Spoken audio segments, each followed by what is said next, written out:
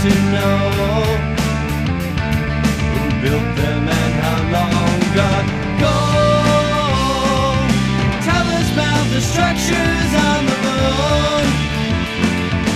Tell us all we have a right to know. Will we ever get to go?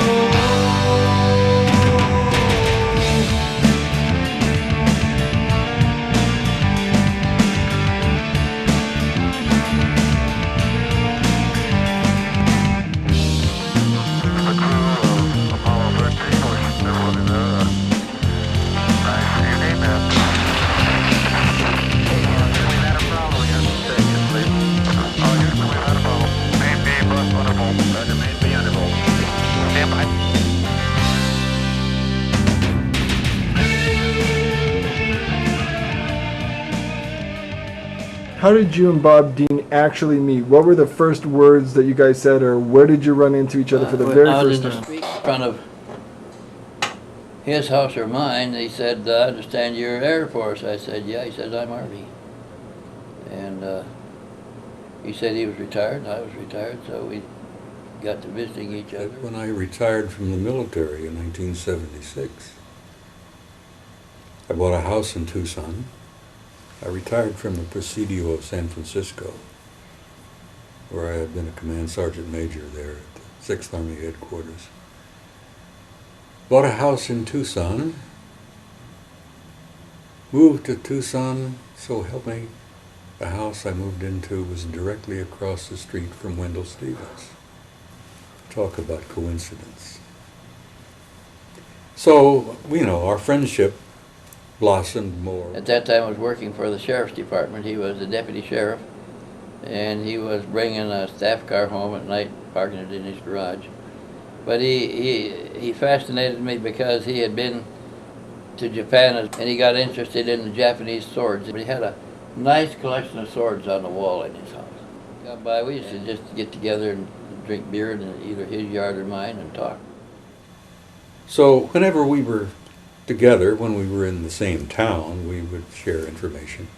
As I said, we were both part of APRO for many years, until Coral and Jim died, and we had to put APRO to bed.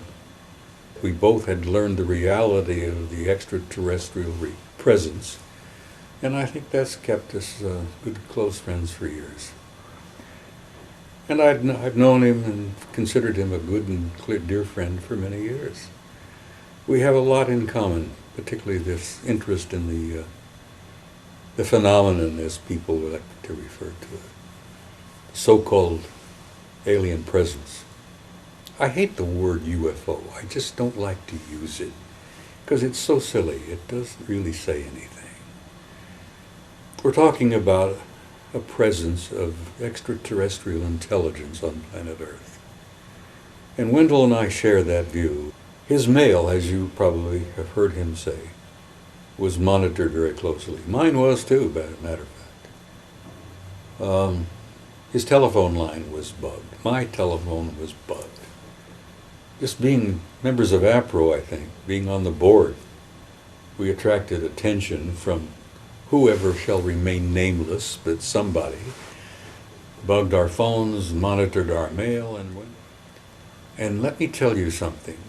They attempted to threaten me a number of times over the years, particularly when I came out of the closet, so to speak, and began speaking publicly and openly about what I had seen and what I had learned. There were attempts to intimidate me and threaten me. And I threatened right back. Wendelle was an officer and a gentleman. I had been a commissioned officer for some years before. When I was in Korea, I was an infantry officer. But after the RIF 1956, reduction in force, I reverted back to enlisted grade and worked my way up to command sergeant major, and I was a grunt. I was an infantry officer. I was a field soldier.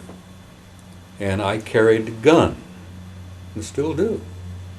I don't have one on me at the moment, but, I carry guns. And when I was threatened, I threatened right back. And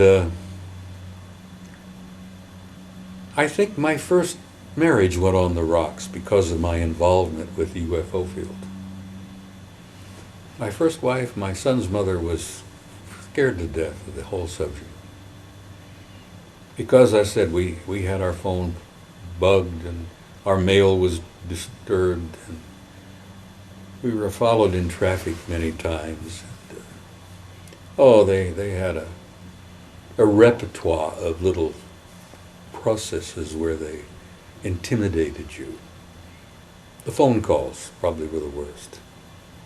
As I said, my first wife, I think our marriage went on the rocks because of the UFO field. But I was not easily intimidated. Having been an infantry soldier and being a grunt, both in Korea and Vietnam, I was not the kind to take kindly to someone trying to threaten me. And I put it out publicly. If you mess with me, bear in mind that I'm packing, I carry a gun, and I'll defend myself. And the government is not going to open the files. We have people, prominent people, that know all about what the government is sitting on. Dick Cheney, vice president, was photographed at level 2 of S4 looking at one of 7 crash disks. I had sat on the information for a long time after I got it because I never knew whether it was a disinformation ploy or not. And then I had decided to accept the speaking engagement in Australia, an invitation, and as soon as I did, they asked me what subject. I told them I was going to introduce a new subject that hadn't been published yet. A day or two later, I got a telephone call, a surprise telephone call, an anonymous voice that says, "Stevens, be damn sure you know what you're doing." So my feeling at the time was, I got to risk it sooner or later. It was 10 years after the fact. The man was gone. I thought if they attack it and discredit it, well, if they don't, I win. If they do, I still win because they now have confirmed it. I did get a call when I got back warning me that I'm going too far with these.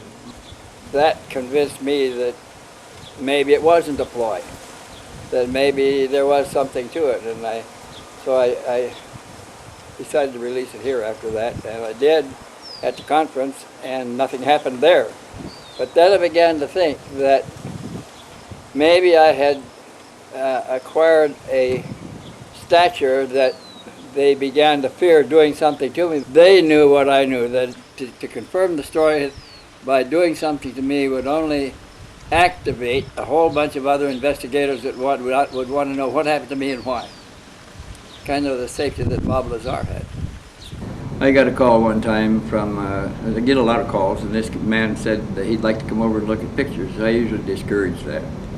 And he said that he had some pictures for me. I said, "Oh, to trade we can exchange?" He said, "Yes, we can exchange."